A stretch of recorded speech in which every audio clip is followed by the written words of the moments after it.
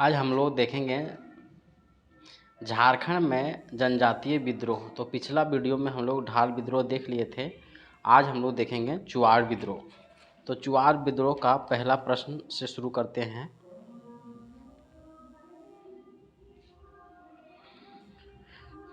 निम्न में से किस क्षेत्र में भूमिजों को चुआड़ या चुआड़ कहा जाता था? तो जंगल महल के क्षेत्र में। चुआड़ लोगों का पेशा सामान्यतः क्या था? पेशा जो था पशु पक्षियों का शिकार करना, खेती तथा वनोत्पादों का व्यापार करना, जमींदारों के यहाँ पाइक के रूप में कार्य करना। उपयुक्त सभी, डी नंबर। तीसरा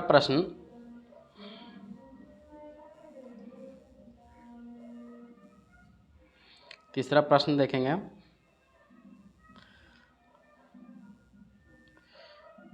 कि चुआड़ विद्रोह का प्रमुख कारण क्या था? चुआड़ विद्रोह का प्रमुख कारण अंग्रेजों द्वारा चुआड़ों को अपने क्षेत्र में बाहरी लोगों को बसाना। चौथा प्रश्न देखेंगे। निम्न पर विचार करें। किन किन क्षेत्रों में चुआड़ विद्रोह का विस्तार हुआ? तो सिंहभूम में, मानभूम में, बड़ा भूम में एवं पंचायत में, सभी क्षेत्रों में। पांचवा प्रश्न, किस समुदाय के समर्थन के कारण चुआड़ विद्रोह ने व्यापक रूप धारण किया? तो घाटवार समुदाय, पाइक समुदाय और जमींदार समुदाय। उपयुक्त सभी समुदायों के समर्थन से चुआड़ विद्रोह व्यापक रूप धारण कर लिया। छठा नंबर प्रश्न देखेंगे। किस जनजाति ने चुआड़ विद्रोह में बढ़ चढ़कर हिस्सा लिया?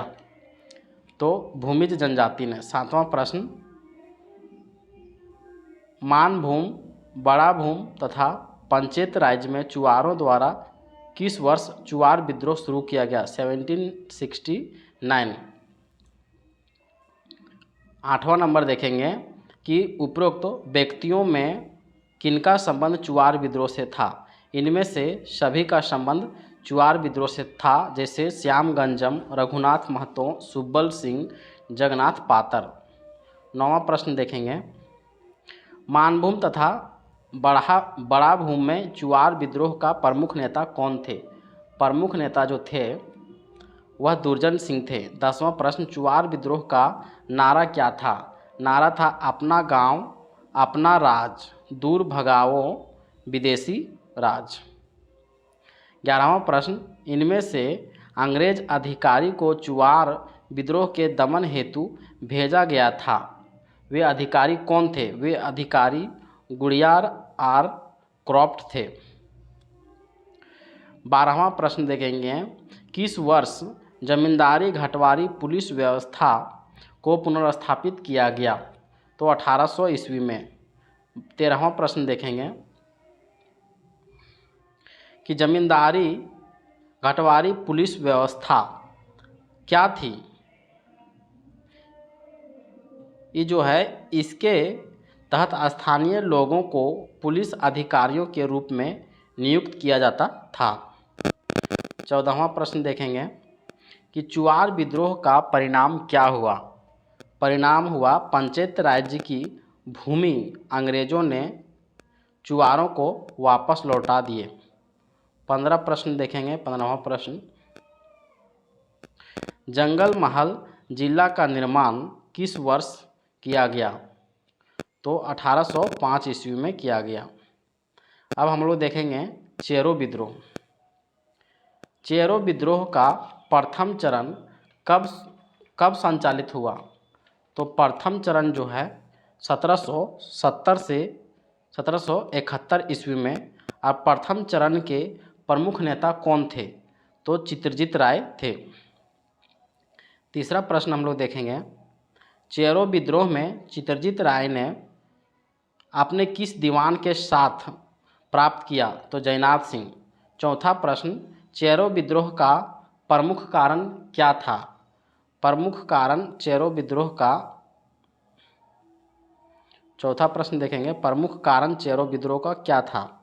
तो प्रमुख कारण था अंग्रेजों द्वारा पलामू की राजगद्दी के दावेदार गोपाल राय को समर्थन प्रदान करना। 5वां प्रश्न, चेरो विद्रोह के प्रथम चरण का दमन किसने किया था? तो जैकब कैमक ने। 6ठा प्रश्न देखेंगे, चेरो विद्रोह के प्रथम चरण में विजय प्राप्त करने के बाद अंग्रेजों ने निम्न में से किस किले पर अधिकार कर लिया? पलामू किला पर।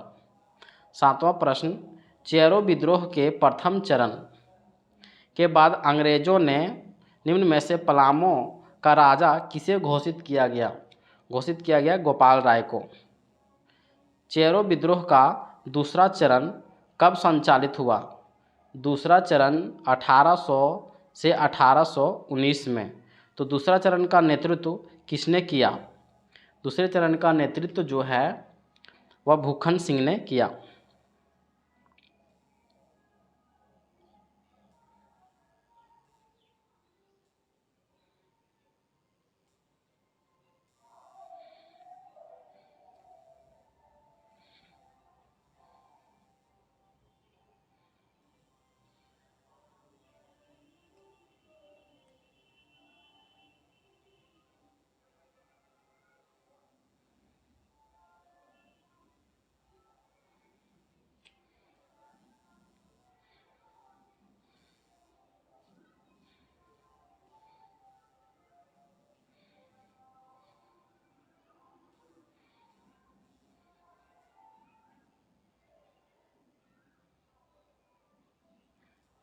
दसवां प्रश्न देखेंगे, चेरो विद्रोह के दूसरे चरण का कारण क्या था?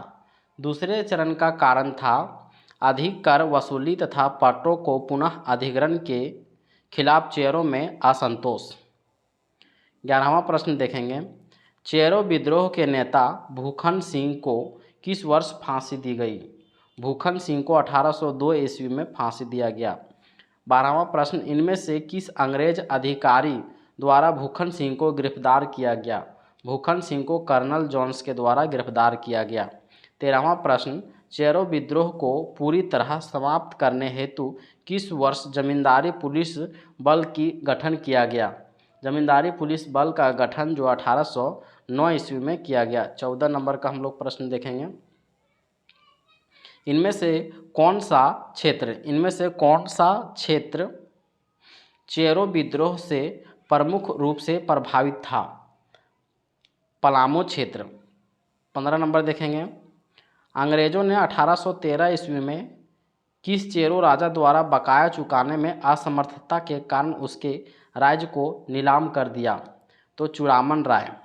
16वां प्रश्न देखेंगे, अंग्रेजों ने चेरो राजा से नीलाम क्षेत्र को 1815 में किस राजा के पास बेच दिया गया? तो घनश्याम सिंह के पास।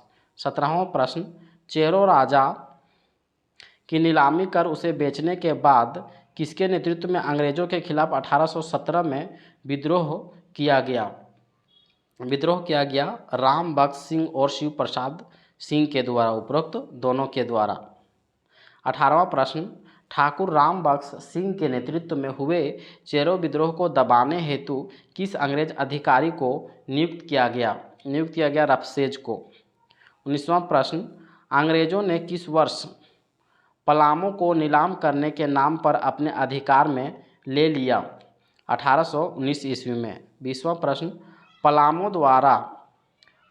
अंग्रेजों द्वारा पलामू की नीलामी के बाद इसके शासन की जिम्मेदार भारदेव के किस राजा को सौंप दिया गया? घनश्याम सिंह को। 21वां प्रश्न और लास्ट प्रश्न ये है चेरो विद्रोह का। 21वां प्रश्न, भारदेव के राजा घनश्याम सिंह व ब्रिटिश कंपनी के विरुद्ध चेरो ने किस वर्ष विद्रोह कर दिया? तो 1819 ईस्वी में विद्रोह कर दिया। अब हम लोग देखेंगे भोक्ता विद्रोह। भोक्ता विद्रोह में कुल प्रश्नों की संख्या 9 है। तो पहला प्रश्न, इनमें से किस विद्रोह को चेरो विद्रोह का पूरक माना जाता है? तो चेरो विद्रोह का पूरक माना जाता है भोक्ता विद्रोह को। इनमें से कौन सा विद्रोह को चेरो विद्रोह का समांतर माना जाता है?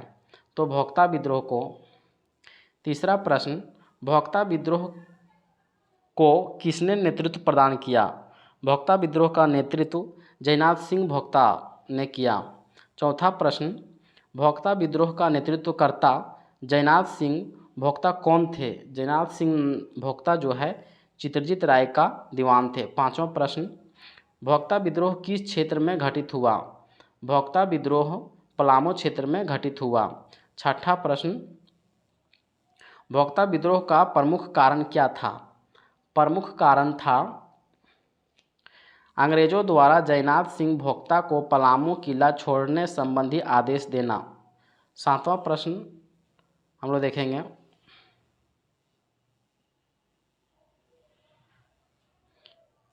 भोक्ता विद्रोह का परिणाम क्या हुआ?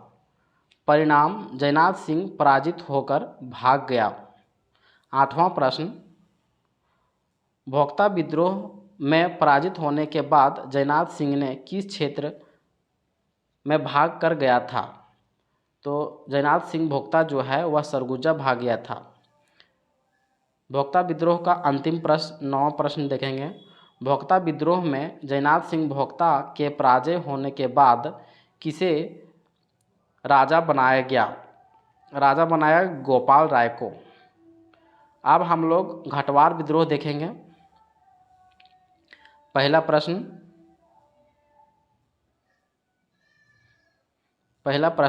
घटवार विद्रोह निम्न में से किस स्थान पर किया गया? घटवार विद्रोह जो है वह रामगढ़ में किया गया। दूसरा प्रश्न देखेंगे, घटवार विद्रोह कब किया गया? घटवार विद्रोह जो है 1772-73 ईस्वी में किया गया। घटवार विद्रोह का प्रमुख कारण क्या था? प्रमुख कारण था अंग्रेजों द्वारा घटवालों के राजा मुकुंद सिंह के साथ दुर्व्यवहार का किया जाना। चौथा प्रश्न देखेंगे, घटवार विद्रोह के समय रामगढ़ का राजा कौन था? रामगढ़ का राजा मुकुंद सिंह था। पांचवा प्रश्न, घटवार विद्रोह का शुरू कब हुआ था? घटवार विद्रोह का शुरू जो है 25 अक्टूबर 1772 में हुआ था। छठा प्रश्न जो है, घटवार विद्रोह से पूर्व किस अंग्रेज अधिकारी ने सेना के साथ रामगढ़ के राजा यानी मुकुंद सिंह पर धावा बोल दिया था? धावा बोला था कैमक ने। घटवार विद्रोह से पूर्व इनमें से किसने रामगढ़ राज्य पर अंग्रेजों के साथ मिलकर आक्रमण किया था तेज सिंह ने। आठवां प्रश्न देखेंगे, घटवार विद्रोह का परिणाम क्या हुआ? घटवार विद्रोह का परिणाम क्या हुआ? राजा मुकुंद सिंह के कमज़ोर पड़ने पर युद्ध बिना किसी विस्फोटक स्थिति के समाप्त हो गया। नौवां प्रश्न देखेंगे, घटवार विद्रोह में राजा मुकुंद सिंह के साथ किस राज्य के राजा ने साथ दिया? 6 एवं चंपा के राजा ने। 10वां प्रश्न हम लोग देखेंगे, घटवार विद्रोह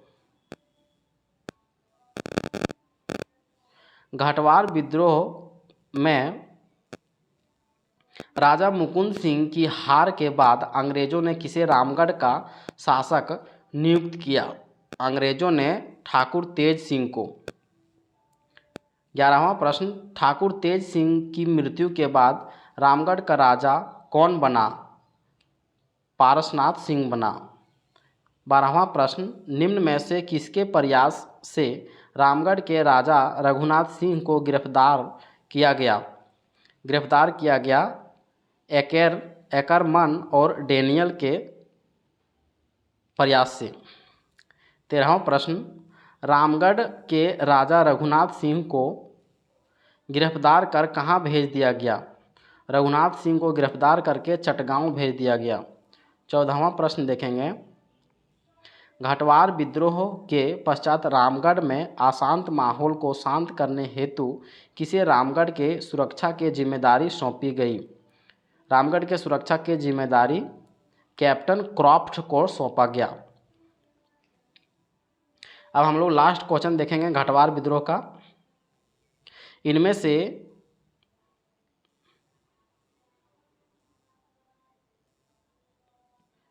इनमें से किस अंग्रेज अधिकारी ने रामगढ़ में अशांत माहौल के कारण रैयतों के पलायन को देखते हुए सरकार से गुजारिश की थी कि रामगढ़ के राजा को राजस्व वसूली से मुक्त कर दिया जाए तथा राजस्व वसूली हेतु प्रत्यक्ष बंदोबस्त की व्यवस्था की जाए? तो जी डलास ने। अब हम लोग देखेंगे पहाड़िया विद्रोह। पहाड़िया विद्रोह में कुल प्रश्नों की संख्या 17 है।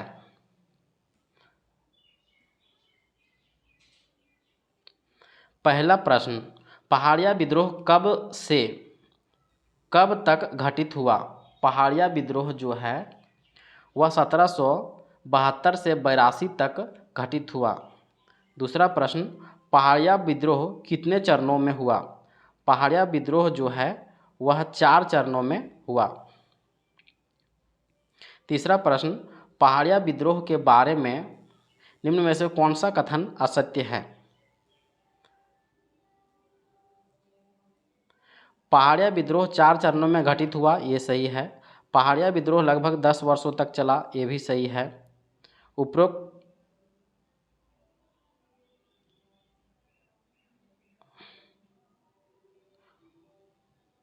उपरोक्त दोनों सही है।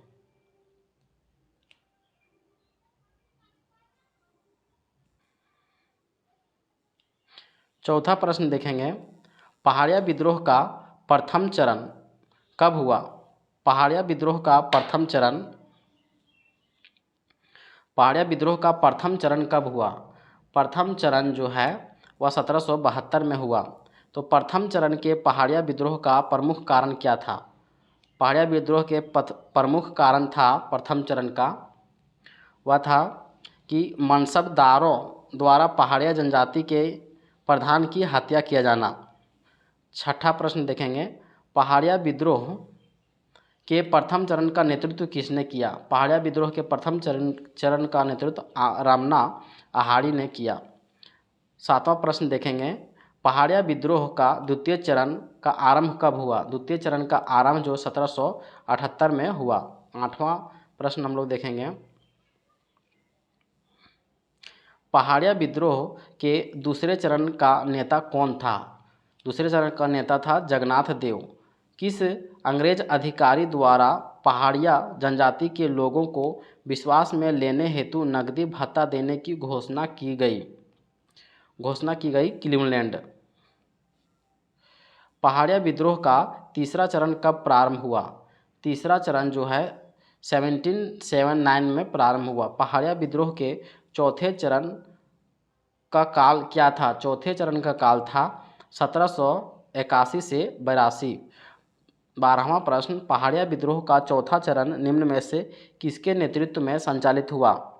चौथा चरण जो है वह रानी सर्वेश्वरी के नेतृत्व में संचालित हुआ। पहाड़िया विद्रोह के चौथे चरण का मूल कारण क्या था? मूल कारण था अंग्रेजों द्वारा दामिन ए कोह की घोषणा किया जाना तथा इस क्षेत्र को सरकारी संपत्ति घोषित किया जाना। 13वां प्रश्न,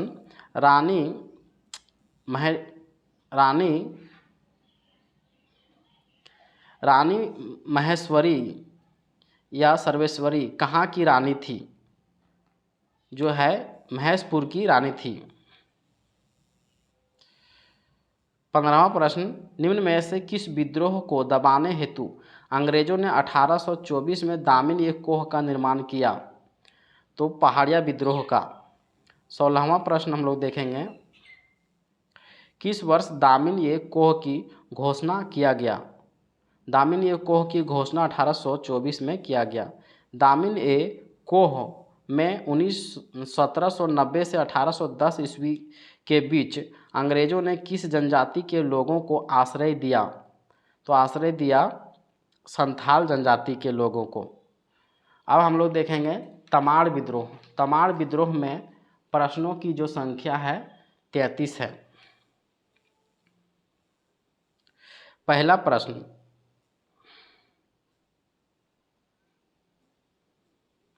पहला प्रश्न, इनमें से किस जनजाति समूह द्वारा तमाड़ विद्रोह की शुरुआत की गई? तमाड़ विद्रोह की शुरुआत मुंडा जनजाति के लोगों द्वारा किया गया। तमाड़ विद्रोह का कारण क्या था? तमाड़ विद्रोह का प्रमुख कारण था अंग्रेजों द्वारा बाहरी लोगों को प्राथमिकता दिया जाना। प्रश्न नंबर तीसरा देखेंगे कि तमाड़ विद्रोह के संदर्भ में कौन सा कथन सत्य है? दोनों कथन सत्य है। पहला कथन है कि यह विद्रोह अंग्रेजों के खिलाफ लड़ा गया सबसे लंबा आदिवासी विद्रोह है। दूसरा, यह विद्रोह अंग्रेजों के खिलाफ लड़ा गया सबसे खूनी आदिवासी विद्रोह है। दोनों कथन सही है। चौथा प्रश्न हम लोग देखेंगे,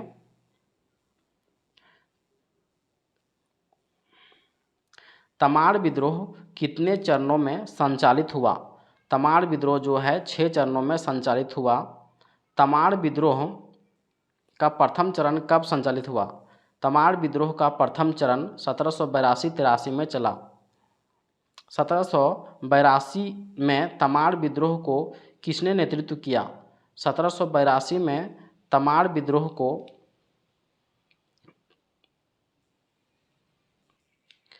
सातवां प्रश्न देखेंगे,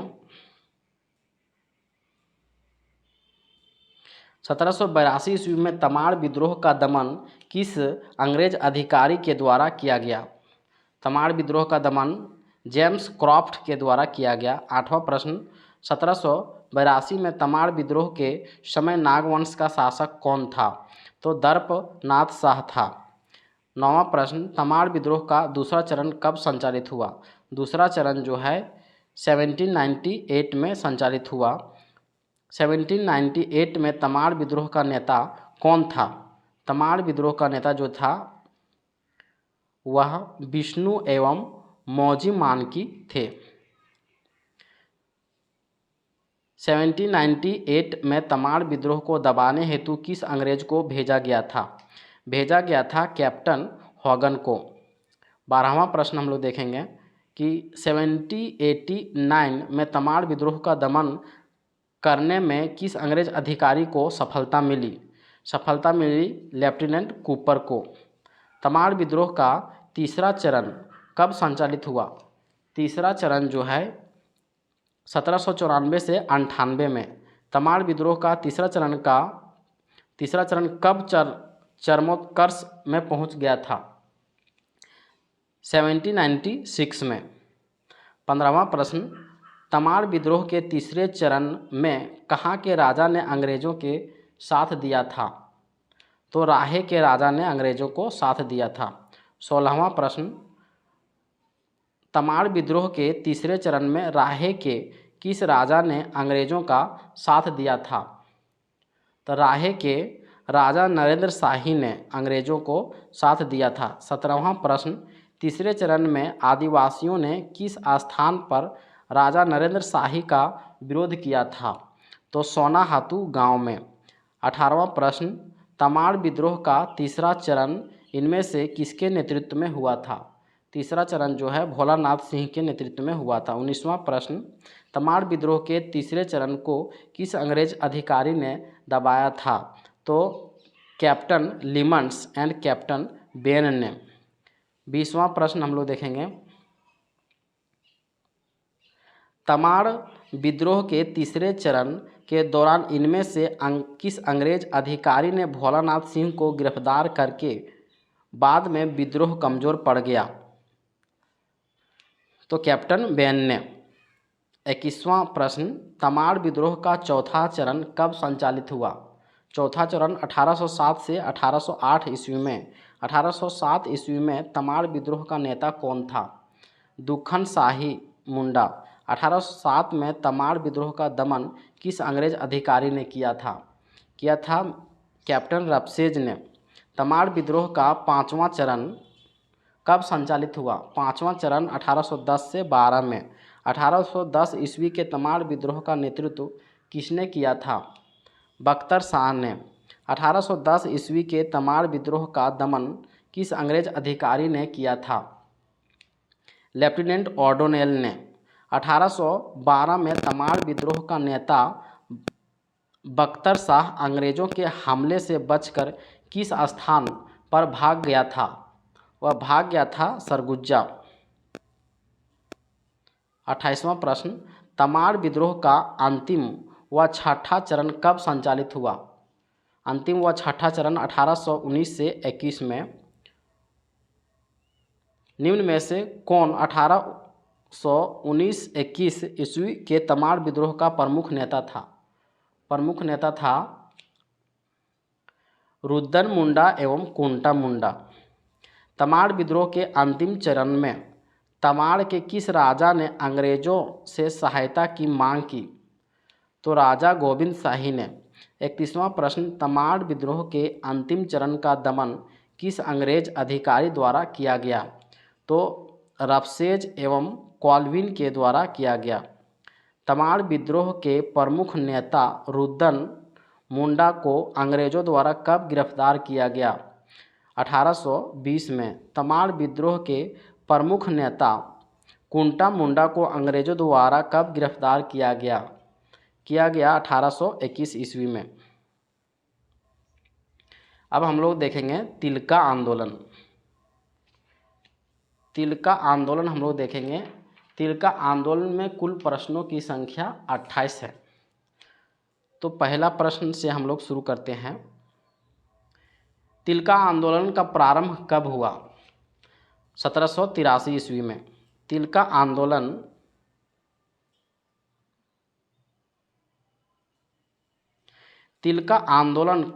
कब से कब तक चला? तिलका आंदोलन जो है 1783 से 85 ईस्वी तक चला। तिलका आंदोलन का नेतृत्व किसने किया था? तिलका मांझी ने किया था। चौथा प्रश्न, निम्न में से क्या तिलका आंदोलन का प्रमुख उद्देश्य था? तिलका आंदोलन का प्रमुख उद्देश्य था आदिवासी अधिकारों की रक्षा करना, अंग्रेजों के विरुद्ध लड़ना, सामंतवाद से मुक्ति पाना, उपरोक्त सभी। पांचवा प्रश्न, तिलका मांझी का आंदोलन का प्रमुख केंद्र वनचरी जोर जो वर्तमान समय में किस नाम से जाना जाता है? भागलपुर के नाम से। तिलका मांझी का वास्तविक नाम क्या था? तिलका मांझी का वास्तविक नाम जबरा पहाड़िया था। सातवां प्रश्न, झारखंड के किस क्षेत्र में तिलका आंदोलन का प्रसार था? संथाल परगना में। आठवां प्रश्न, निम्न में से कौन सा क्षेत्र तिलका आंदोलन का केंद्र बिंदु था? केंद्र बिंदु था भागलपुर। नौवां प्रश्न देखेंगे, तिलका आंदोलन में प्रचार प्रसार हेतु साल के पत्ते का प्रयोग किया जाता था। 10वां प्रश्न, तिलका आंदोलन के दौरान इनमें से किस अंग्रेज अधिकारी की हत्या कर दी गई थी? क्लीवलैंड की। तिलका आंदोलन के दौरान क्लीवलैंड अंग्रेज अधिकारी की हत्या विद्रोहियों ने कर दी थी। तीर मारकर। तिलका आंदोलन के दौरान विद्रोहियों द्वारा किस वर्ष अंग्रेज अधिकारी क्लीवलैंड की हत्या कर दी गई थी? 1784 ईस्वी में। क्लीवलैंड की हत्या के बाद किस अंग्रेज अधिकारी ने तिलका मांझी को पकड़ने हेतु व्यापक अभियान चलाया? आयर कूट ने। 14वां प्रश्न, तिलका आंदोलन का प्रमुख कारण क्या था? प्रमुख कारण था अंग्रेजों की दमन एवं फूट डालो की नीति। 15वां प्रश्न हम लोग देखेंगे, इनमें से किस विद्रोह के दौरान गुरिल्ला युद्ध का प्रयोग किया गया? तो तिलका विद्रोह के दौरान। तिलका मांझी ने निम्न में से किस पहाड़ी से छापामार युद्ध प्रारंभ किया? तो सुल्तानगंज के पहाड़ी से। तिलका आंदोलन के दौरान तिलका मांझी द्वारा किस पहाड़ी क्षेत्र से छापामार युद्ध का नेतृत्व किया? सुल्तानगंज पहाड़ी से। 18वां प्रश्न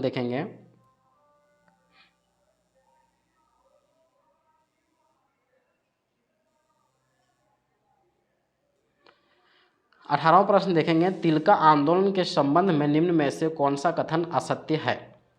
तो असत्य है डी नंबर बाकी तीनों सही है। तो हम लोग बारी बारी से पढ़ेंगे कि तिलका आंदोलन में तिलका मांझी द्वारा छापा मार युद्ध का प्रयोग किया गया, सही है। दूसरा, तिलका आंदोलन में प्रचार प्रसार हेतु साल के पत्तों का प्रयोग किया गया, सही है। तीसरा में देखेंगे प्रमुख उद्देश्य आदिवासी स्वायत्तता की रक्षा करना, सही है। 19वां प्रश्न देखेंगे तिलका आंदोलन। 19वां प्रश्न, तिलका आंदोलन के संबंध में निम्न में से कौन सा कथन असत्य है? इसमें से डी असत्य है, बाकी सब सही है।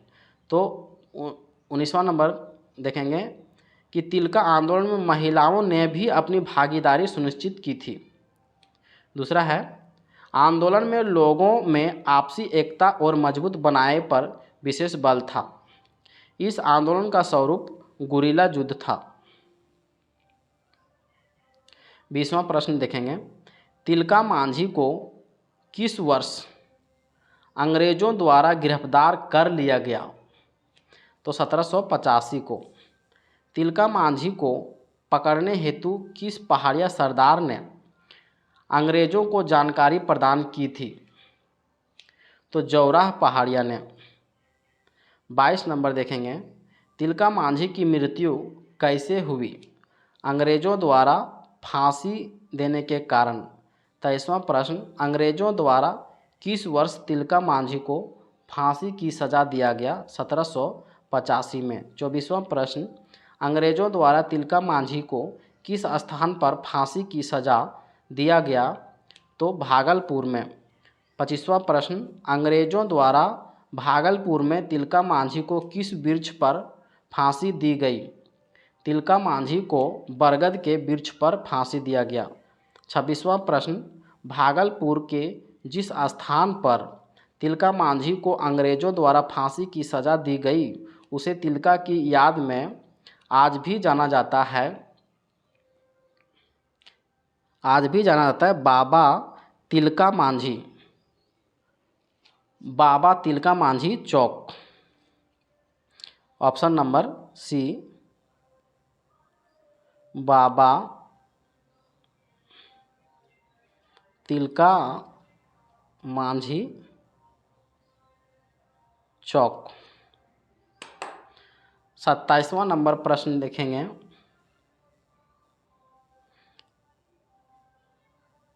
झारखंड में स्वतंत्रता सेनानियों में सबसे पहले शहीद होने वाले स्वतंत्रता सेनानी थे तिलका मांझी। लास्ट प्रश्न देखेंगे हम लोग तिलका आंदोलन से अंग्रेजों के विरुद्ध विद्रोह करने वाले पहले आदिवासी का नाम जो है वह तिलका मांझी है। इसके बाद हम लोग पढ़ेंगे मुंडा विद्रोह। मुंडा विद्रोह में कुल प्रश्नों की संख्या मात्र 7 है। तो पहला प्रश्न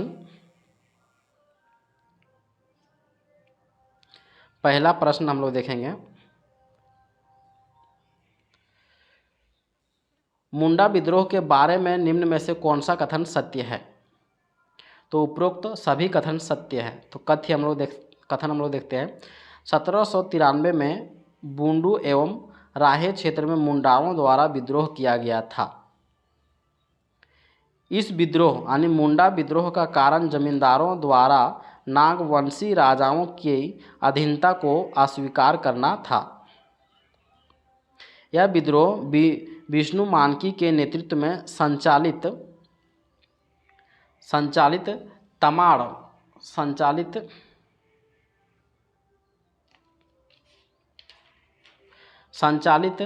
तमाड़ विद्रोह का विस्तार था। उपरोक्त कथन सही है। दूसरा प्रश्न देखते हैं 1793 में बूंडू एवं राहे में संचालित मुंडा विद्रोह का दमन किस अंग्रेज अधिकारी ने किया? दमन जो है फॉलर ने किया था। तीसरा प्रश्न 1796 में सिली एवं राहे के मुंडा विद्रोह का नेतृत्व किसने किया था? क्या था रामशाही मुंडा एवं ठाकुरदास मुंडा ने। चौथा प्रश्न 1807 के तमाड़ के मुंडा विद्रोह का नेतृत्व किसने किया था? तो दुक्खन मानकी ने। पांचवा प्रश्न 1807 के तमाड़ के मुंडा विद्रोह का उद्देश्य क्या था? उद्देश्य था बंदोबस्ती व्यवस्था का विरोध करना। छठा प्रश्न देखेंगे 1809 से 20 में पलामू में संचालित मुंडा विद्रोह का नेतृत्व किसने किया? पलामू में संचालित भूखन सिंह ने मुंडा विद्रोह का संचालित किया। सातवां प्रश्न और लास्ट प्रश्न मुंडा विद्रोह से 1832 ईस्वी के मुंडा विद्रोह का नेतृत्व किसने किया? तो बुद्धू भगत ने किया। अब हम लोग देखेंगे हो विद्रोह। हो विद्रोह में प्रश्नों की संख्या जो है वह 11 है। तो पहला प्रश्न हम लोग देखते हैं।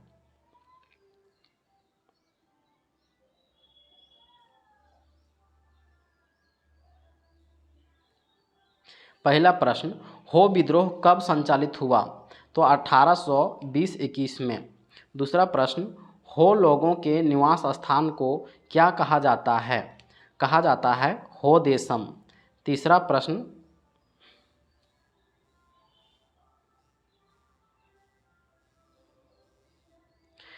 प्रश्न हो विद्रोह किसके विरुद्ध किया गया था?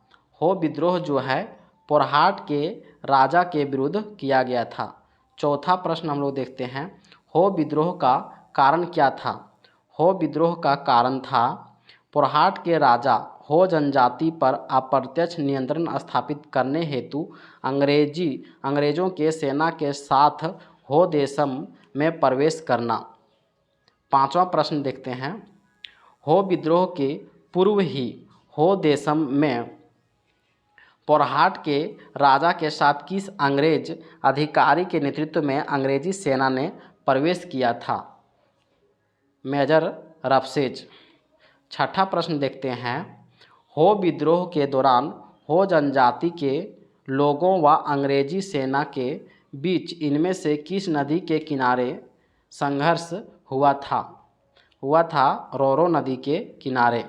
हो विद्रोह इनमें से किस क्षेत्र में हुआ था? हो विद्रोह जो है चाईबासा क्षेत्र में हुआ था। हो विद्रोह का परिणाम क्या हुआ? हो विद्रोह का परिणाम जो है अंग्रेजी सेना ने हो जनजाति को पराजित किया। नौवां प्रश्न देखते हैं हो विद्रोह के बाद इनमें से कौन सी स्थिति बनी? हो विद्रोह के बाद कौन सी स्थिति बनी? तो उपयुक्त दोनों स्थिति बनी। पहला हो देशम के उत्तरी क्षेत्र के लोगों ने पोरहाट के राजा को कर देना स्वीकार कर लिया। हो देशम के दक्षिणी छोर के लोगों ने पोरहाट के राजा को कर देने से मना कर दिया। 10वां प्रश्न हम लोग देखेंगे हो देशम के दक्षिणी भाग के लोगों द्वारा पोरहाट के राजा को कर देने से मना करने के बाद 1821 ईस्वी में इसमें से किस अंग्रेज अधिकारी के नेतृत्व में इस क्षेत्र में सेना ने प्रवेश किया? Colonel Richard. अंतिम प्रश्न देखेंगे हो विद्रोह का 11वां प्रश्न हो देशम के दक्षिणी भाग के लोगों ने अंग्रेजों से पराजित होने के बाद जमींदारों को प्रति हल कितना कर देना स्वीकार किया? तो प्रति हल 8 आना कर देना स्वीकार किया। अब हम लोग पढ़ेंगे कोल विद्रोह। कोल विद्रोह में प्रश्नों की संख्या 28 है। तो पहला प्रश्न से हम लोग शुरू करते हैं। कोल विद्रोह। पहला प्रश्न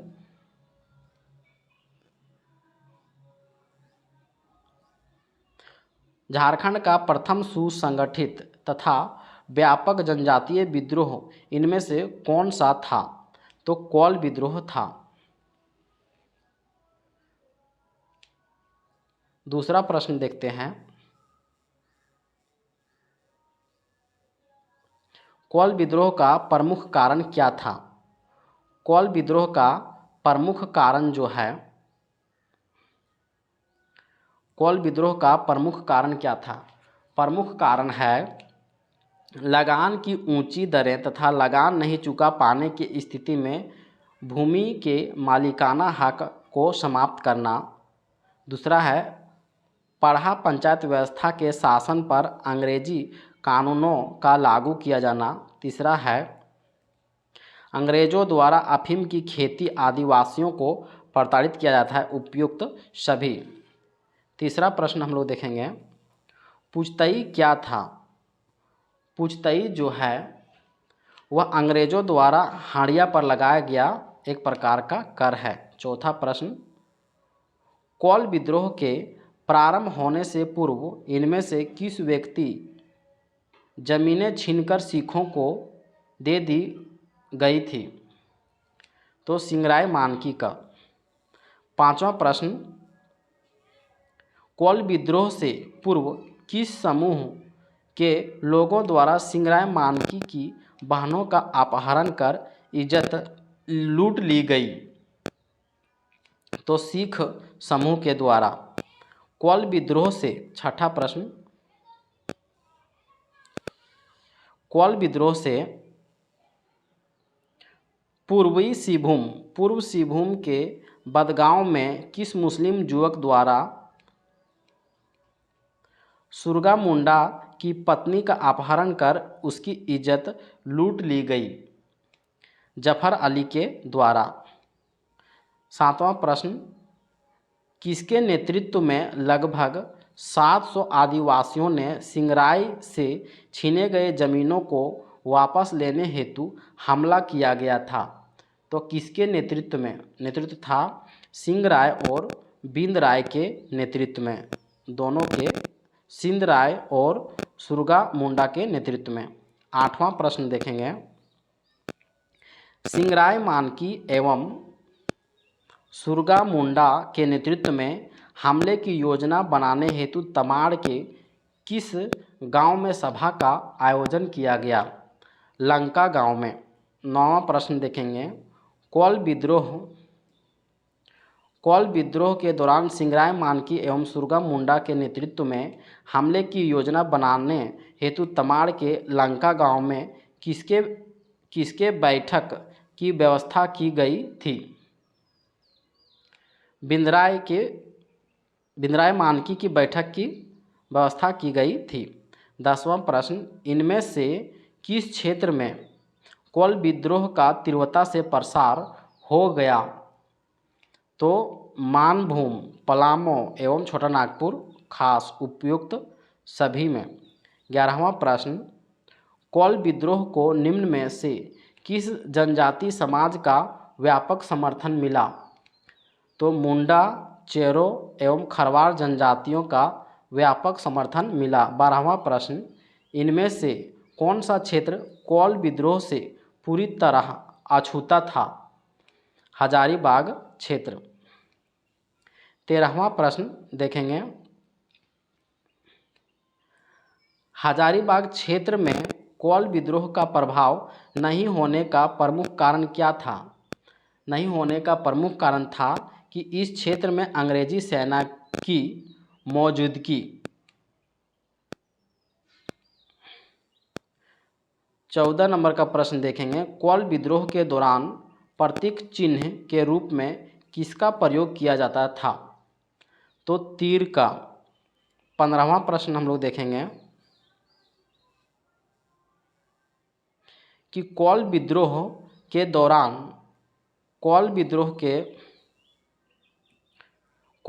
के दौरान निम्न में से कौन सा व्यक्ति अपने भाई एवं कई साथियों के साथ मारा गया? बुद्धू भगत। 16वां प्रश्न, इनमें से किस अंग्रेज अधिकारी ने कोल विद्रोह के प्रमुख नेता बुद्धू भगत को मारा था? वह अंग्रेज अधिकारी जो है इम्पे। 17वां प्रश्न, इनमें से किस अंग्रेज अधिकारी ने रामगढ़, बनारस, बैरकपुर, दानापुर, गोरखपुर की सेना की सहायता से कोल विद्रोह को दबाने का प्रयास किया? वह अंग्रेज कौन थे? वह अंग्रेज जो है विल्किंसन्स थे। 18वां प्रश्न, पिठोरिया के राजा ने कोल विद्रोह को दबाने में अंग्रेजों की मदद की थी? जगतपाल सिंह। 19वां प्रश्न, कोल विद्रोह को दबाने में अंग्रेजी सेना की मदद करने के बदले पिठोरिया के राजा जगतपाल सिंह को तत्कालीन गवर्नर जनरल ने कितने रुपये प्रति माह आजीवन पेंशन देने की घोषणा किए थे? 313 रुपये प्रति महीना। 20वां प्रश्न, इनमें से किस गवर्नर जनरल ने पिठोरिया के राजा जगतपाल सिंह को अंग्रेज़ों की मदद के बदले आजीवन पेंशन देने की घोषणा की थी? घोषणा किए थे विलियम बेंटिंग ने। 21वां प्रश्न, कोल विद्रोह का प्रमुख नेता सुरगा मुंडा कहाँ का निवासी था? सुरगा मुंडा जो है वह बदगांव सिंहभूम का निवासी था। 22वां प्रश्न देखेंगे, कोल विद्रोह का प्रमुख नेता बुद्धू भगत किस स्थान का निवासी था? बुद्धू भगत जो है वह सिल्ली रांची का निवासी था। किस वर्ष सिंगराय मानकी एवं सुरगा मुंडा द्वारा आत्मसमर्पण किया गया, जिसके फलस्वरूप कोल विद्रोह कमज़ोर पड़ गया? तो 1832 ईस्वी में।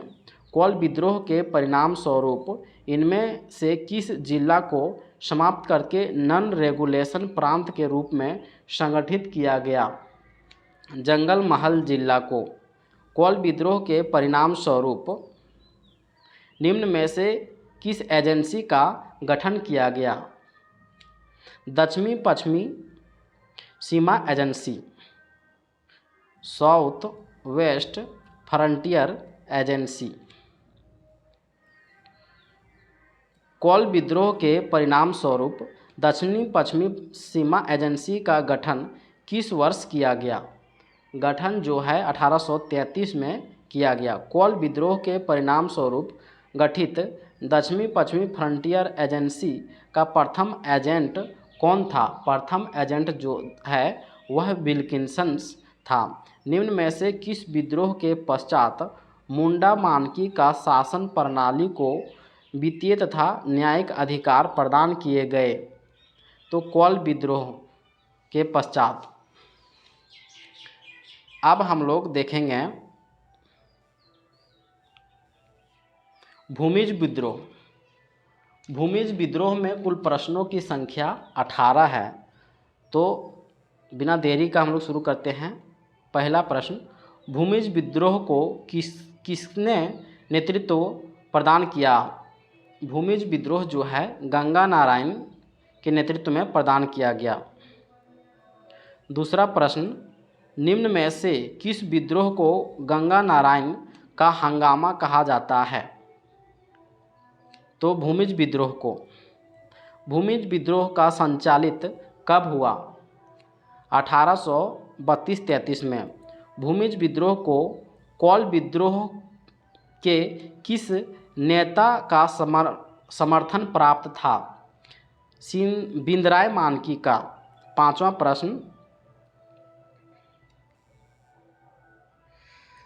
प्रश्न, भूमिज विद्रोह को बिंदराय मानकी द्वारा किस कारण सहयोग प्रदान किया गया? क्योंकि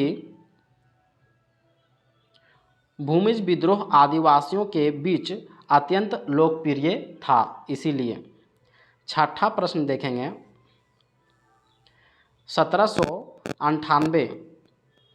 1798 में अंग्रेजों ने उत्तराधिकार के नियम की उपेक्षा करते हुए इनमें से किसे बड़ा भूम का राजा नियुक्त किया?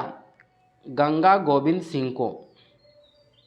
सातवां प्रश्न देखेंगे, भूमिज विद्रोह से पूर्व बड़ा भूम के किस दीवान ने अपने चचेरे भाई गंगा नारायण को मिलने वाली जागीर बंद करवा दी थी? माधव सिंह ने। आठवां प्रश्न, भूमिज विद्रोह का प्रमुख कारण क्या था? प्रमुख कारण अंग्रेजों द्वारा अवैध तरीके से गंगा नारायण के चाचा को उत्तराधिकारी बनाए जाना। नौवां प्रश्न देखेंगे, गंगा नारायण द्वारा बड़ा भूम के किस दीवान की हत्या कर भूमिज विद्रोह का प्रारंभ किया था? माधव सिंह की। 10वां प्रश्न, भूमिज विद्रोह किस क्षेत्र में संचालित हुआ? भूमिज विद्रोह सिंहभूम क्षेत्र में संचालित हुआ। भूमिज विद्रोह के प्रारंभ होने के बाद गंगा नारायण ने किस राज्य पर एक बड़ी सेना के साथ कब्जा करने के उद्देश्य से चढ़ाई कर दी थी? बड़ा भूम में। 12वां प्रश्न देखेंगे।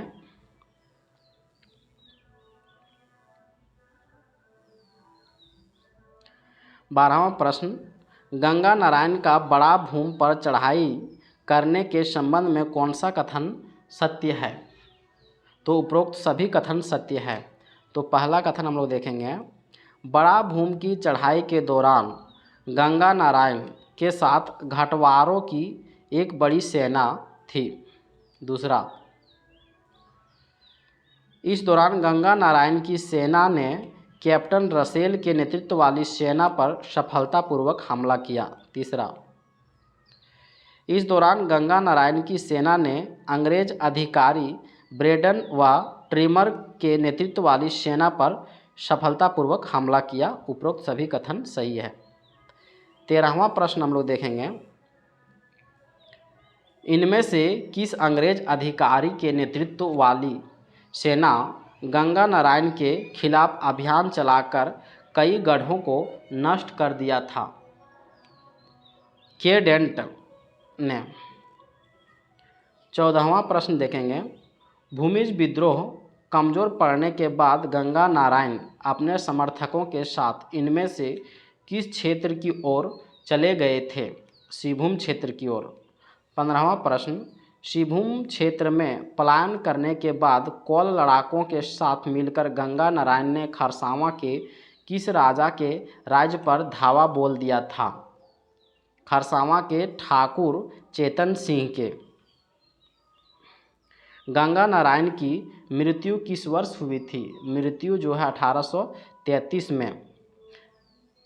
इनमें से किसके साथ लड़ते हुए गंगा नारायण की मृत्यु हो गई थी? चेतन सिंह के साथ। 18वां प्रश्न देखेंगे, गंगा नारायण की मृत्यु के बाद ठाकुर चेतन सिंह ने उनका सर काट कर इनमें से किस अंग्रेज अधिकारी को भेजा था, जिसके बदले ठाकुर चेतन सिंह को इनाम स्वरूप 5000 रुपये मिला था? विल्किंसन के पास। अब हम लोग संथाल विद्रोह पढ़ेंगे, जिसमें प्रश्नों की संख्या 51 है। तो हम लोग शुरू करते हैं पहला प्रश्न से। इनमें से किस विद्रोह को हुल विद्रोह के नाम से जाना जाता है? तो संथाल विद्रोह को। दूसरा प्रश्न, इनमें से कौन सा विद्रोह संथाल परगना की प्रथम जनक्रांति के नाम से जाना जाता है? तो संथाल विद्रोह को। तीसरा प्रश्न, जनजातीय भाषा में हुल का अर्थ क्या होता है? क्रांति एवं बगावत दोनों होता है। चौथा प्रश्न, कार्ल मार्क्स ने निम्न में से किस विद्रोह को भारत की प्रथम जन क्रांति की संज्ञा दी थी? संथाल विद्रोह को। पांचवा प्रश्न, इनमें से किस आंदोलन को मुक्ति आंदोलन की संज्ञा दी है? संथाल विद्रोह को। छठा प्रश्न देखेंगे,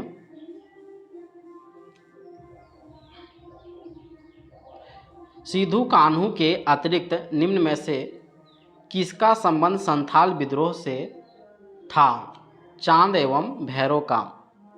सातवां प्रश्न देखेंगे, निम्न में से किन महिलाओं का संबंध संथाल विद्रोह से है? फूलों एवं झानों का संबंध संथाल विद्रोह से है। आठवां प्रश्न, संथाल विद्रोह के क्षेत्र में संथालों का सर्वाधिक आगमन इनमें से किस अवधि में हुआ था? 1815 से 30 ईस्वी में। नौवां प्रश्न, इनमें से किन स्थानों के बीच रेलवे लाइन बिछाने हेतु संथालों को बेगार करने के लिए विवश किया गया? भागलपुर से वर्धमान रेलवे लाइनों के बीच। 10वां प्रश्न, संथाल विद्रोह की शुरुआत कब हुई थी? शुरुआत जो है 1855 में हुई थी।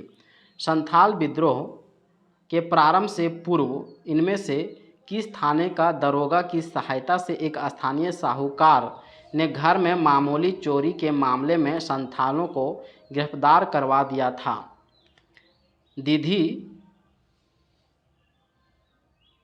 दीधी थाना के दरोगा की सहायता से। 12वां प्रश्न, संथाल विद्रोह के प्रारंभ से पूर्वी दीधी थाने के किस दरोगा की सहायता से एक स्थानीय साहूकार ने घर में मामूली चोरी के मामले में संथालों को गिरफ्तार करवा दिया था? दरोगा महेश लाल दत्त की सहायता से। 13वां प्रश्न हम लोग देखेंगे, संथाल विद्रोह का प्रमुख कारण क्या था? प्रमुख कारण था अंग्रेजों एवं गैर आदिवासियों द्वारा आदिवासियों का शोषण।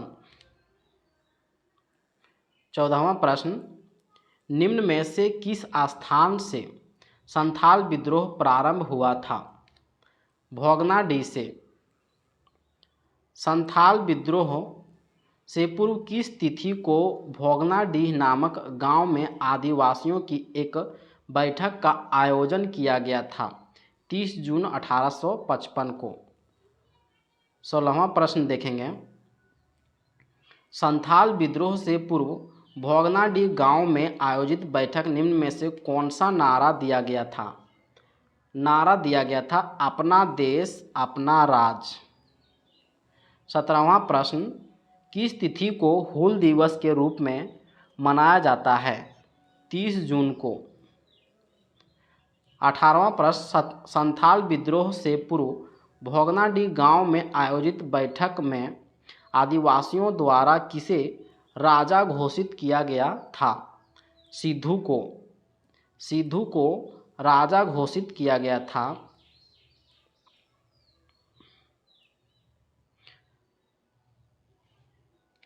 19वां प्रश्न,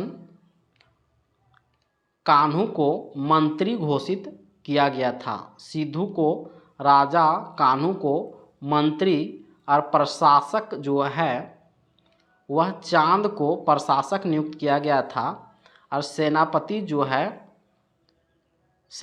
जो है वह भैरव को नियुक्त किया गया था। संथाल विद्रोह से पूर्व भोगनाडीह गांव में आयोजित बैठक में किसने यह घोषणा की थी कि भगवान ने उन्हें निर्देश दिया है कि आज़ादी के लिए अब हथियार उठा लो?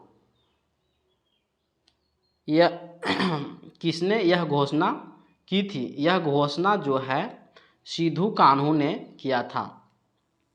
23वां प्रश्न, संथाल विद्रोह का प्रभाव संथाल परगना के अतिरिक्त किन क्षेत्रों में भी था? हजारीबाग, बीरभूम, छोटा नागपुर। उपयुक्त सभी। हजारीबाग में इस विद्रोह का नेतृत्व किसने किया था? हजारीबाग में संथाल विद्रोह का नेतृत्व जो है लुबाई मांझी तथा अर्जुन मांझी ने किया था।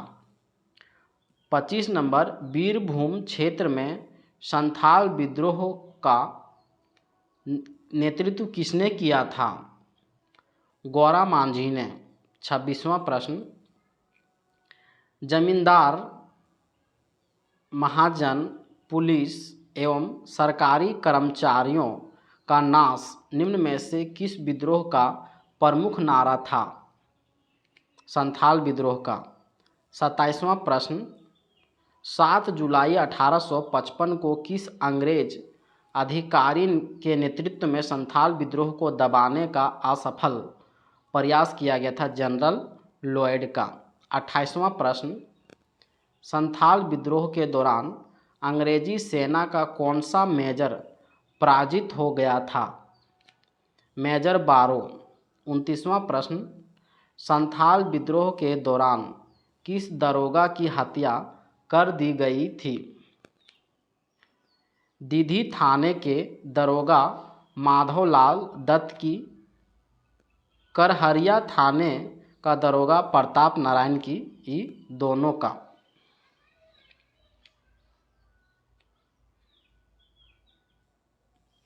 तीसवां प्रश्न, संथाल विद्रोह के दौरान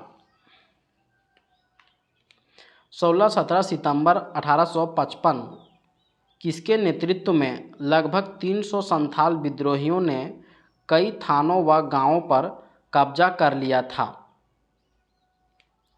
सुंदरा एवं रामा मांझी के नेतृत्व में। 31वां प्रश्न, संथाल विद्रोह को रोकने हेतु ब्रिटिश सरकार ने विद्रोहियों को पकड़ने पर कितने रुपये इनाम की घोषणा की थी? विद्रोहियों को पकड़ने पर ब्रिटिश सरकार ने 10,000 की घोषणा किए थे।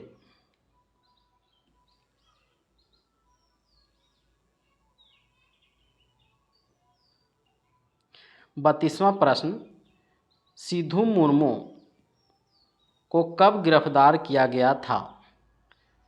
सिद्धू मुर्मू को गिरफ्तार जो है वह दिसंबर 1855 को किया गया था। 33वां प्रश्न, इनमें से किस न्यायालय में सिद्धू मुर्मू पर मुकदमा चलाया गया था? भागलपुर न्यायालय पर। 34वां प्रश्न, किस तिथि को सिद्धू मुर्मू को फांसी की सज़ा सुनाई गई? 5 दिसंबर 1855 को। 35वां प्रश्न, चांद और भैरव को किस स्थान पर अंग्रेज़ों ने गोली मार दी? बढ़ैत में। कान्हू को अंग्रेज़ों ने कब गिरफ्तार किया? कान्हू को अंग्रेज़ों ने फरवरी 1856 में गिरफ्तार कर लिया। 37वां प्रश्न, किस स्थान पर कान्हू को अंग्रेज़ों द्वारा फांसी की सज़ा दिया गया? भोगनाडीह गांव में। संथाल विद्रोह को दबाने में निम्न में से किस अंग्रेज अधिकारी ने महत्वपूर्ण भूमिका अदा की? अलेक्जेंडर, थॉमसन और रीड ने, ये तीनों ने मिलकर। संथाल विद्रोह में लगभग कितने लोगों ने भागीदारी ली थी? 50,000 लोगों ने। संथाल विद्रोह के दौरान लगभग कितने लोग मारे गए थे? लगभग 15,000 लोग मारे गए थे। 41वां प्रश्न, अंग्रेज़ों द्वारा संथाल विद्रोह से बचाव हेतु पाकुड़ में किस टावर का निर्माण कराया गया था? मार्टिलो टावर का।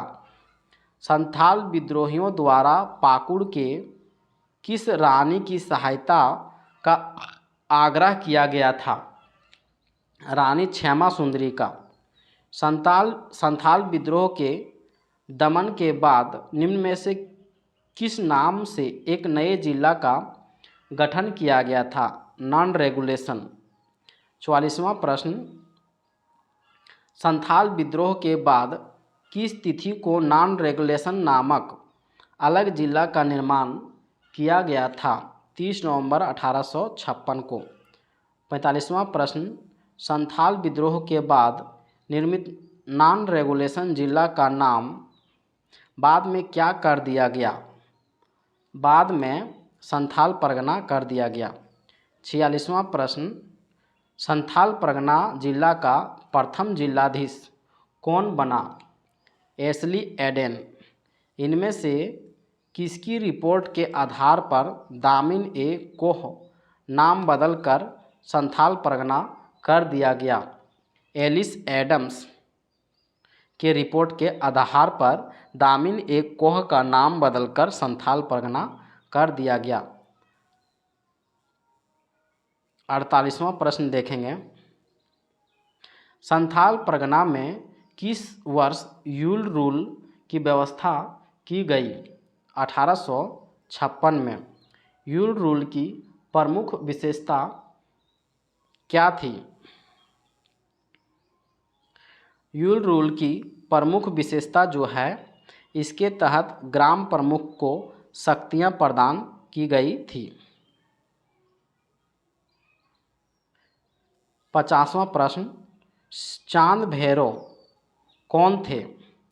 चांद भैरव सिद्धू कान्हू के भाई थे। 51वां प्रश्न, फूलो झानो कौन थे? फूलो झानो जो है सिद्धू कान्हू की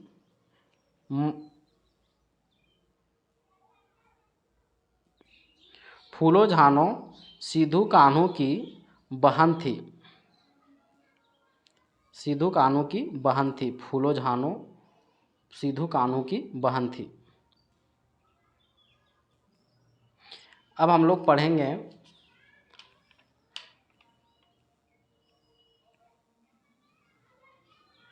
सरदारी आंदोलन। सरदारी आंदोलन में कुल प्रश्नों की संख्या 23 है। तो पहला प्रश्न हम लोग शुरू करते हैं। इनमें से किस आंदोलन को मिल्की आंदोलन भी कहा जाता है? सरदारी आंदोलन को। दूसरा प्रश्न, मिल्की का तात्पर्य क्या है? तात्पर्य है मातृभूमि जमीन। सरदारी आंदोलन लगभग कितने वर्षों तक चला? लगभग 40 वर्षों तक चला। सरदारी आंदोलन का प्रमुख कारण क्या था? प्रमुख कारण था जमींदारों द्वारा जनजातियों को उनकी सरदारी से वंचित किया जाना। 5वां प्रश्न, सरदारी आंदोलन किया गया मुख्यतः है कौन सरदारों के द्वारा। 6ठा प्रश्न, सरदारी आंदोलन को किस अन्य नाम का भी समर्थन प्राप्त हुआ? मुंडा एवं उरांव का। सरदारी आंदोलन को किस अन्य जनजाति का भी समर्थन प्राप्त हुआ? मुंडा एवं उरांव का। 7वां प्रश्न, सरदारी आंदोलन को इसके उद्देश्यों के आधार पर कितने चरणों में विभाजित किया गया? 3 चरणों में। 8वां प्रश्न, सरदारी आंदोलन का प्रथम चरण संचालित हुआ था 1858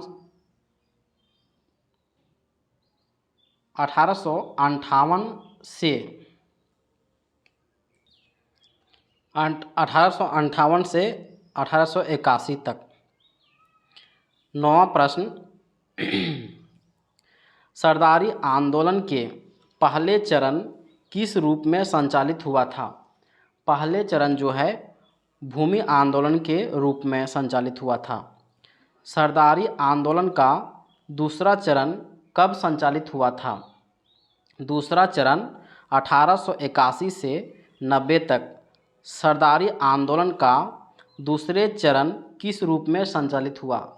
दूसरे चरण पुनर्स्थापना आंदोलन के रूप में।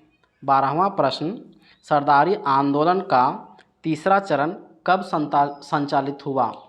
1890 से 95 में सरदारी आंदोलन के तीसरे चरण किस रूप में संचालित हुआ? तीसरे चरण जो है राजनीतिक आंदोलन के रूप में। 14वां प्रश्न देखेंगे, भूमि आंदोलन के रूप में संचालित सरदारी आंदोलन का प्रथम चरण का उद्देश्य क्या था? उद्देश्य था अपनी हड़पी गई भूमि को वापस पाना। 15वां प्रश्न, सरदारी आंदोलन का पहला चरण किस स्थान से शुरू हुआ था? छोटा नागपुर खास से। सरदारी आंदोलन के प्रथम चरण के व्यापक प्रसार को देखते हुए इनमें से किस व्यक्ति ने भूहरी कास्त के सर्वेक्षण की जिम्मेदारी प्रदान की थी? लाल लोकनाथ को। 17वां प्रश्न, लाल लोकनाथ के सर्वेक्षण के आधार पर सरकार द्वारा कौन सा कानून लागू किया गया था? लागू किया गया था छोटा नागपुर टेनर्स एक्ट। 18वां प्रश्न, लाल लोकनाथ के सर्वेक्षण के आधार पर किस वर्ष छोटा नागपुर टेनर्स एक्ट लागू किया गया था? लागू किया गया था 1869 में 1869 में लागू किए गए छोटा नागपुर टेनेंट्स एक्ट, इनमें से कौन सा एक प्रमुख प्रावधान किया गया था?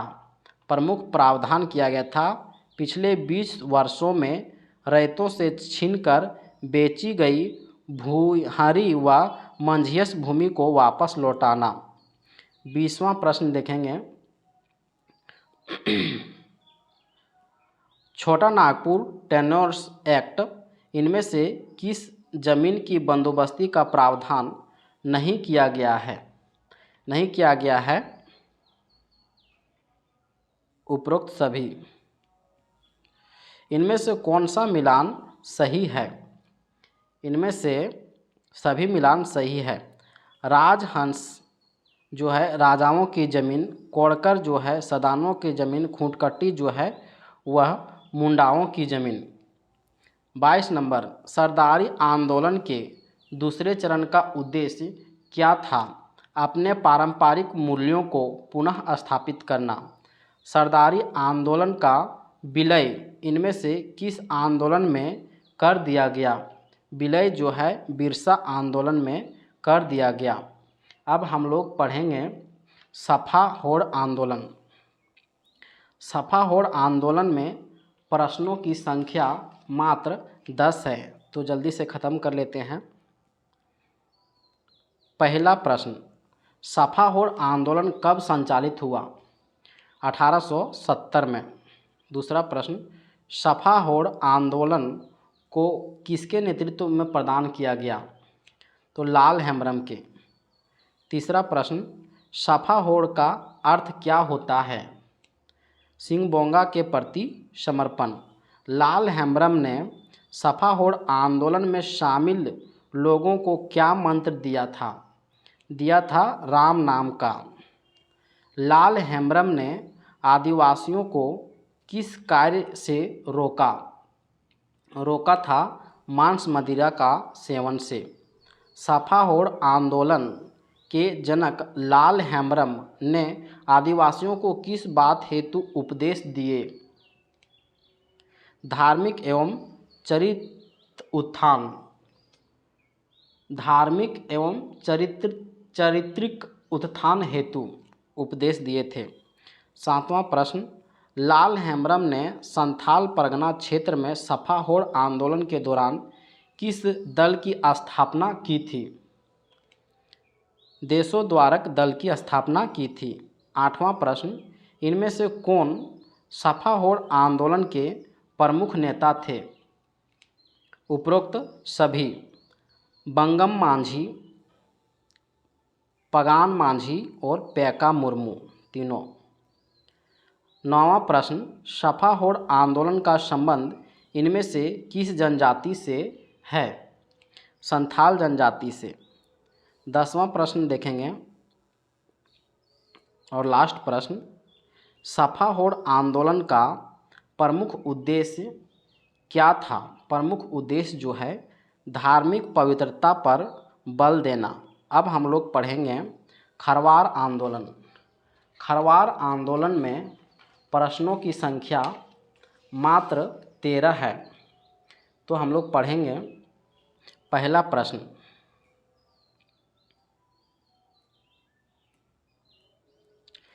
प्रश्न, खरवार इनमें से किस जनजाति की एक उपजाति है? संथाल। खरवार आंदोलन के बारे में कौन सा कथन सत्य है?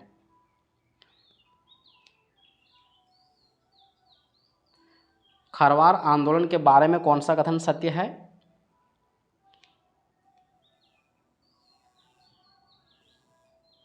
सभी कथन सत्य है। खरवार आंदोलन के बारे में सभी कथन सत्य है। जैसे खरवार आंदोलन एक सुधारवादी आंदोलन था। खरवार आंदोलन का उद्देश्य अपने परंपरागत मूल्यों की पुनर्स्थापन करना था। खरवार आंदोलन के दौरान एकेश्वरवाद व सामाजिक सुधार पर विशेष बल दिया गया। तीसरा प्रश्न देखेंगे, खरवार आंदोलन कब शुरू हुआ? शुरू 1874 में हुआ। किसके नेतृत्व में शुरू हुआ? भागीरथ मांझी के नेतृत्व में। पांचवा प्रश्न, भागीरथ मांझी का उपनाम है? बाबा। छठा प्रश्न देखेंगे,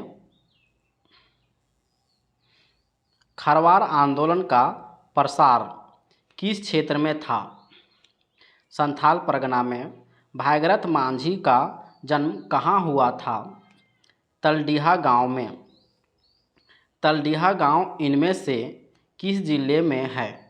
तलडीहा गांव गोड्डा जिले में है। इनमें से किस आंदोलन को भागीरथ मांझी का आंदोलन कहा जाता है? खरवार आंदोलन को। 10वां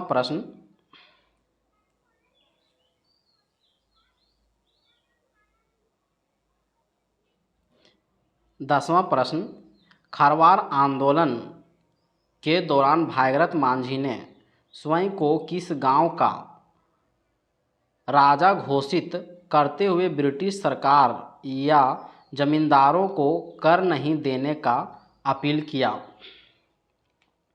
बौंसी गांव का राजा घोषित किया था। 11वां प्रश्न, खरवार आंदोलन के दौरान जनजातीय लोगों के बीच इनमें से किस प्रकार के सुधार की अपील की गई थी? सुधार की अपील की गई थी। 11वां प्रश्न, सुअर, मुर्गा, हड़िया नाच गाने का परित्याग करना। दूसरा, सूर्य, दुर्गा के अलावा अन्य किसी भी देवी देवता की उपासना ना करें। सिद्धू कान्हू के जन्म स्थान को तीर्थ स्थल के रूप में मान्यता दी जाए। उपयुक्त सभी कथन। 12वां नंबर हम लोग देखेंगे, खरवार आंदोलन के प्रसार को रोकने हेतु अंग्रेजों ने भागीरथ मांझी के साथ साथ उनके किस सहयोगी को भी गिरफ्तार कर लिया था? ज्ञान परगनेत को। 12वां हो गया। 13वां प्रश्न हम लोग देखेंगे, हजारीबाग में खरवार आंदोलन का नेतृत्व किसने किया था? दुब्बू बाबा ने। 14वां प्रश्न, जनगणना 1881 के जनगणना के खिलाफ किसने खरवार आंदोलन के दूसरे चरण का नेतृत्व किया था? द्विधा गोसाई ने। लास्ट क्वेश्चन हम लोग देखेंगे, खरवार आंदोलन के संबंध में कौन सा कथन गलत है? 15 का ये गलत है, क्योंकि इस आंदोलन का नेतृत्वकर्ता जो है भागीरथ मांझी थे। बाकी सही है। खरवार आंदोलन का नेतृत्वकर्ता भागीरथ मांझी है। खरवार आंदोलन के दौरान भागीरथ मांझी ने स्वयं को बौंसी गांव का राजा घोषित किया तथा खुद लगान प्राप्त करने की व्यवस्था की। खरवार आंदोलन का दूसरा चरण द्विधा गोसाई के नेतृत्व में संपन्न हुआ। अब हम लोग देखेंगे बिरसा आंदोलन या उलगुलान आंदोलन, जिसमें प्रश्नों की संख्या 44 है। तो पहला प्रश्न देखते हैं, इनमें से किस आंदोलन को मुंडा उलगुलान भी कहा जाता है? बिरसा आंदोलन को।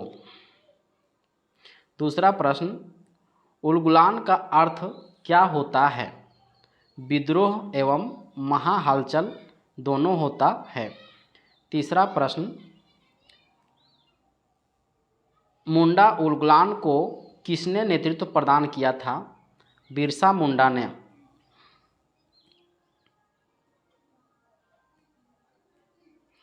चौथा प्रश्न, बिरसा मुंडा के नेतृत्व में मुंडा उलगुलान कब प्रारंभ हुआ था? 1895 से 1900 ईस्वी तक चला था। मुंडा उलगुलान का प्रारंभिक रूप कैसा था? प्रारंभिक रूप सुधारवादी था। बिरसा का मुंडा उलगुलान निम्न में से किन उद्देश्यों से प्रेरित था?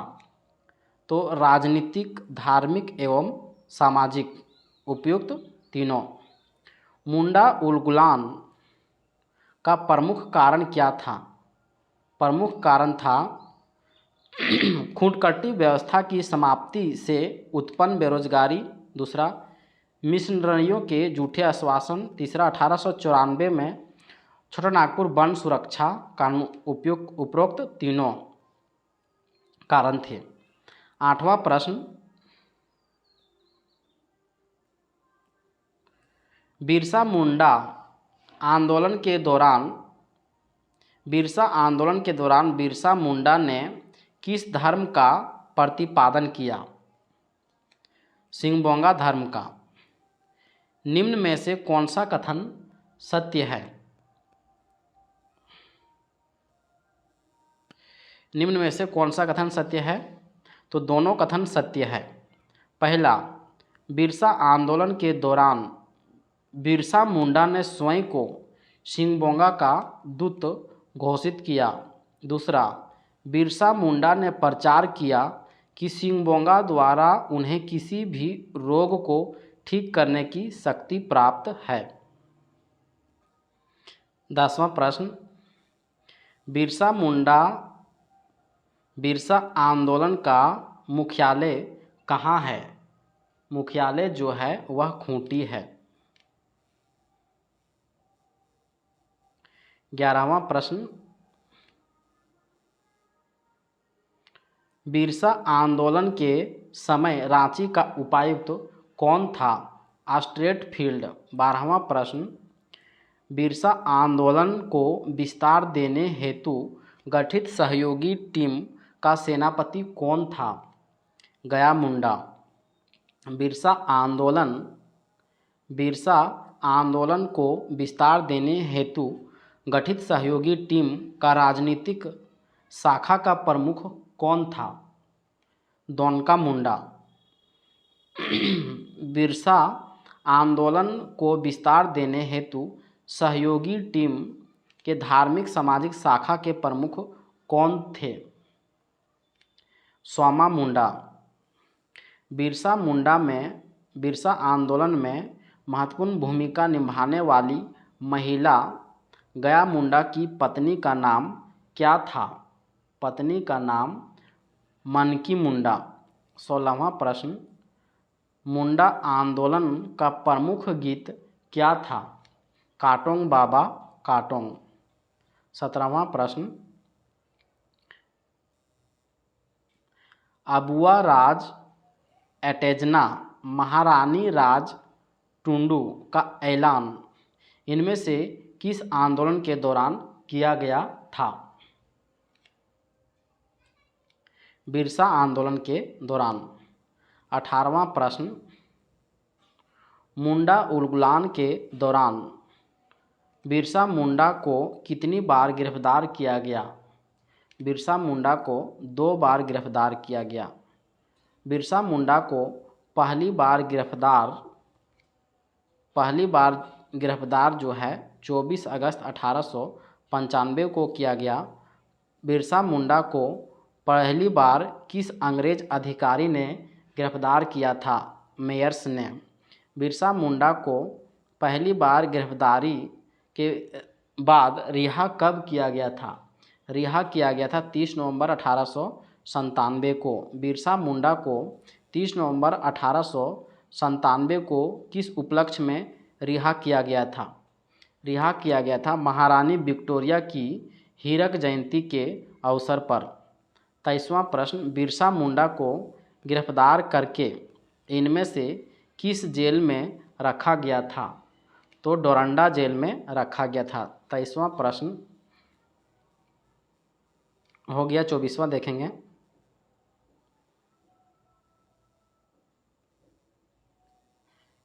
बिरसा मुंडा को पहली बार किस आरोप में गिरफ्तार किया गया था? ब्रिटिश सरकार के खिलाफ षड्यंत्र के आरोप में। 25वां प्रश्न, बिरसा मुंडा ने किस तिथि को एक सभा अंग्रेजों के विरुद्ध विद्रोह करने का निर्णय लिया? 25 दिसंबर 1899 को। बिरसा मुंडा ने अंग्रेजों के विरुद्ध विद्रोह करने का निर्णय किस स्थान पर लिया? डोम्बारी बूरू पहाड़ में। 27 नंबर, इनमें से किस एक प्रमुख समाचार पत्र में बिरसा आंदोलन के समर्थन में प्रचार प्रकाशित किया था? बंगाली समाचार पत्र। बिरसा आंदोलन के दौरान किस स्थान पर अंग्रेज सैनिकों द्वारा भयंकर गोलीबारी की गई थी? डोम्बारी पहाड़ी में। डोम्बारी पहाड़ी किस अंग्रेज अधिकारी के नेतृत्व में बिरसा के विद्रोहियों पर पुलिस ने गोलीबारी की? वह अंग्रेज अधिकारी थे स्ट्रीट फील्ड। 30वां प्रश्न हम लोग देखेंगे, बिरसा मुंडा को पकड़वाने हेतु अंग्रेजों ने कितना इनाम घोषित किया था? 500 रुपया। निम्न में से किसके द्वारा खबर देने पर अंग्रेजों द्वारा बिरसा मुंडा को गिरफ्तार किया गया? वीर सिंह महली के द्वारा। वीर सिंह महली की मुखबरी पर बिरसा मुंडा को अंग्रेजों ने किस तिथि को गिरफ्तार किया था? 3 मार्च 1900 ईस्वी को।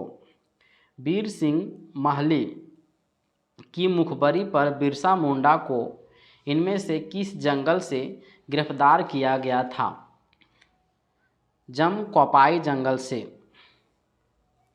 जमकोपाई जंगल से जिस समय बिरसा मुंडा को गिरफ्तार किया गया था, उस समय बिरसा मुंडा क्या कर रहे थे? बिरसा मुंडा जो है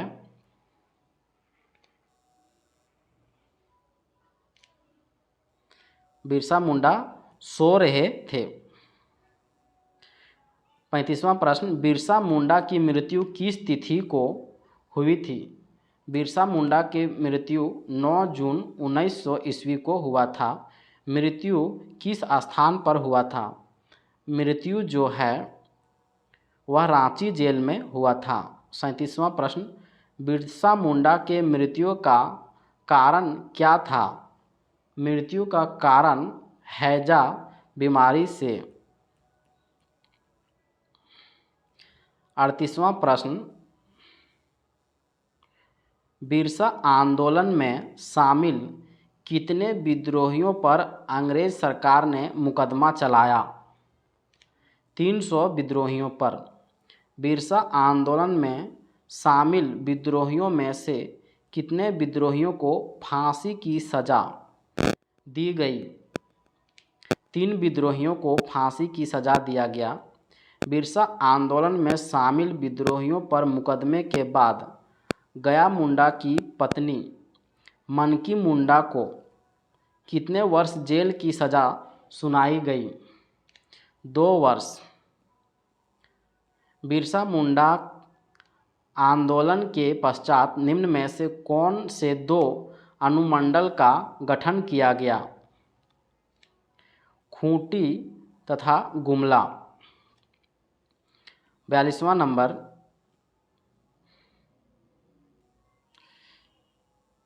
बिरसा आंदोलन के परिणाम स्वरूप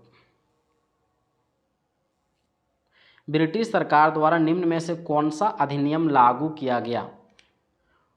छोटा नागपुर काश्तकारी अधिनियम। छोटा नागपुर काश्तकारी अधिनियम कब लागू किया गया? 11 नवंबर 1908 को छोटा नागपुर काश्तकारी अधिनियम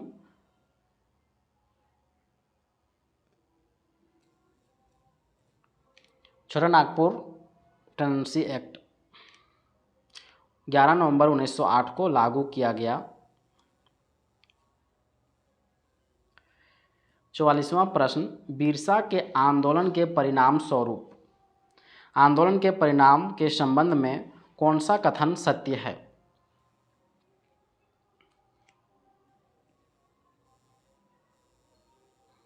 कौन सा कथन, उपरोक्त सभी कथन सही है। जैसे आंदोलन के परिणाम स्वरूप बेगारी पर प्रतिबंध लगाने की व्यवस्था की गई।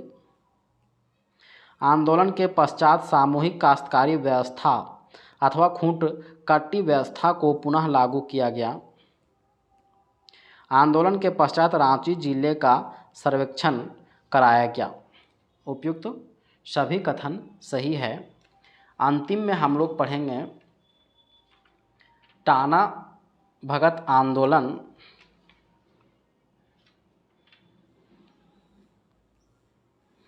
टाना भगत आंदोलन में प्रश्नों की संख्या जो है वह 29 है। टाना भगत आंदोलन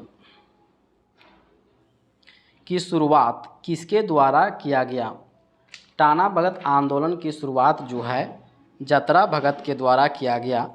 टाना भगत आंदोलन की शुरुआत कब हुई थी? शुरुआत जो है 21 अप्रैल 1914 को हुआ था। टाना भगत आंदोलन की शुरुआत किस क्षेत्र में हुआ था? वह गुमला क्षेत्र में हुआ था। चौथा प्रश्न हम लोग देखेंगे, निम्न में से किस आंदोलन या विद्रोह को बिरसा आंदोलन का विस्तार माना जाता है? टाना भगत आंदोलन को। टाना भगत आंदोलन के संबंध में कौन सा कथन असत्य है?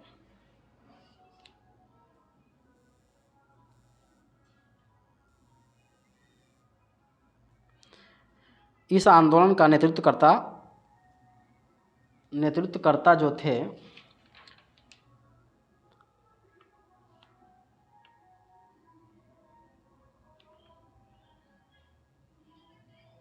जतरा भगत थे। तो पांचवा का सत्य हम लोग देखेंगे कि टाना भगत आंदोलन को बिरसा आंदोलन का विस्तार माना जाता है। सही है। टाना भगत आंदोलन एक प्रकार का सांस्कृतिक आंदोलन था। सही है। टाना भगत आंदोलन में एकेश्वरवाद को अपनाने, मांस मदिरा के त्याग, आदिवासी नृत्यों पर रोक, झूम खेती की वापसी पर विशेष बल दिया गया। छठा प्रश्न हम लोग देखेंगे, टाना भगत आंदोलन का प्रमुख उद्देश्य क्या था? प्रमुख उद्देश्य था स्वशासन की स्थापना। मांडर क्षेत्र से टाना भगत आंदोलन का प्रसार करने में किस व्यक्ति ने प्रमुख भूमिका निभाया? तो मांडर क्षेत्र से शिबू भगत ने, बिशनपुर क्षेत्र से भिखू भगत ने, घाघरा क्षेत्र से बलराम भगत ने, सिसई क्षेत्र से देवमनिया ने। टाना भगत आंदोलन को प्रारंभ करने में इनमें से किस नाम से जाना जाता है? टाना भगत आंदोलन को प्रारंभ में किस नाम से जाना जाता है? तो कुड़ुक धर्म आंदोलन के नाम से। टाना भगत आंदोलन प्रारंभ करने के बाद जतरा भगत को किस वर्ष गिरफ्तार कर लिया गया था? गिरफ्तार कर लिया गया था 1916 ईस्वी में। जतरा भगत को 1916 में गिरफ्तार करने के बाद कितने समय की सज़ा दी गई थी? 1 वर्ष की। जतरा भगत की मृत्यु किस कारण से हुई थी? मृत्यु जेल की प्रताड़ना से। 15वां प्रश्न, टाना भगत आंदोलन का विभाजन क्यों हुआ था? मांस खाने की स्वीकृति के कारण। टाना भगतों को इनमें से किसने मांस खाने की स्वीकृति प्रदान की थी?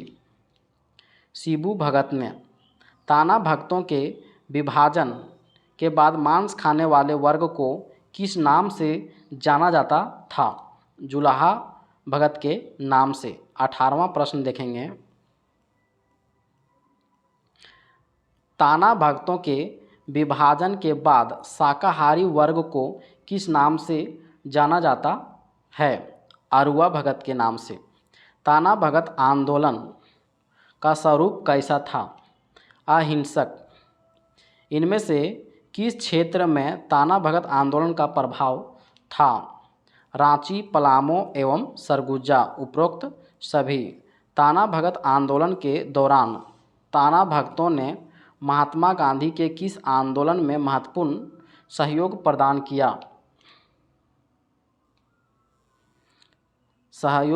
प्रदान किया? असहयोग आंदोलन में तथा सविनय अवज्ञा आंदोलन में। 22 नंबर का प्रश्न देखेंगे। निम्न में से किसके नेतृत्व में ताना भगतों ने सविनय अवज्ञा आंदोलन में भाग लिया था?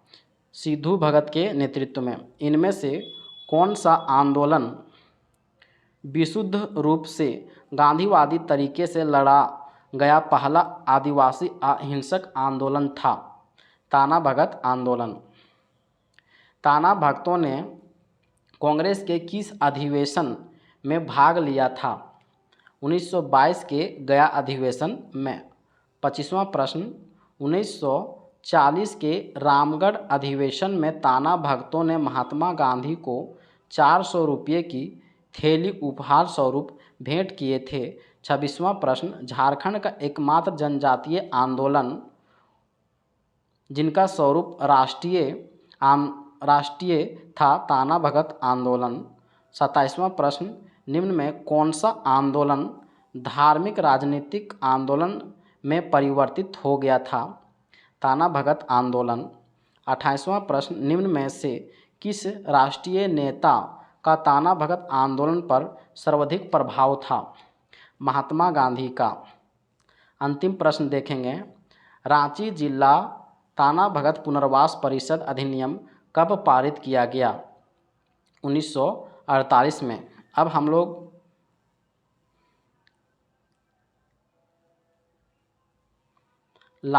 देखेंगे हरि बाबा का आंदोलन। पहला प्रश्न। हरि बाबा का आंदोलन का नेतृत्व दुक्का हो ने किया था। हरि बाबा के आंदोलन का मुख्य प्रभाव था सिंहभूम में। हरि बाबा आंदोलन का संबंध किस जनजाति से था? हो जनजाति से। चौथा प्रश्न। हरि बाबा के आंदोलन किस प्रकार का आंदोलन था? तो शुद्धि आंदोलन था। पांचवा प्रश्न। हरि बाबा का मुख्य उद्देश्य क्या था? हरि बाबा आंदोलन का मुख्य उद्देश्य क्या था? हरि बाबा आंदोलन का मुख्य उद्देश्य था हो जनजाति को बाहरी अत्याचारों के विरुद्ध संगठित करना। छठा प्रश्न। हरि बाबा आंदोलन के दौरान निम्न में से किस धर्म का व्यापक स्तर पर प्रचार प्रसार किया गया था? सरना धर्म पर।